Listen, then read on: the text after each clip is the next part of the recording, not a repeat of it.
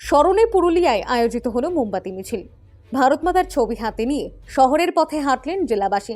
পুরুলিয়া জেলা শাসকের দপ্তর থেকে শুরু হয়ে মিছিলটি শহরের একাংশ পরিক্রমা করে শেষ হয় রবীন্দ্র ভবনে।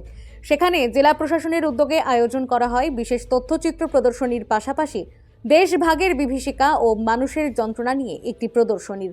ইতিহাসের সেই বেদনাদায়ক অধ্যায় স্মরণ করে বার্তা দেওয়া হলো। দেশভাগের স্মৃতি ও তার শিক্ষা যেন প্রজন্মের পর প্রজন্ম মনে রাখে। মোমবাতি মিছিল নিয়ে কি বললেন জেলাবাসী মৌসুমী ঘোষ, শুনুন তার মুখেই। আজকের প্রোগ্রামটা 14ই আগস্ট। আমরা এখানে উপস্থিত হয়েছি বিভিন্ন স্কুল থেকে, যে 14ই আগস্ট যেসব বিপ্লবীরা শহীদ হয়েছে তাদের প্রতি শ্রদ্ধা জানাবার জন্য।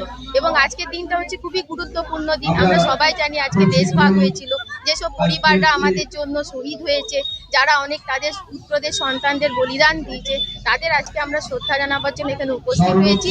এবং এই দিনটা যে আমাদের জন্য করা হয়েছে, এই বিশেষ মুহূর্তটা, তার জন্য আমরা সরকারকে অনেক ধন্যবাদ জানাই। কারণ এই বিশেষ দিনটা না হলে হয়তো আমরা সেভাবে স্মরণ করতে পারতাম না শহীদদের।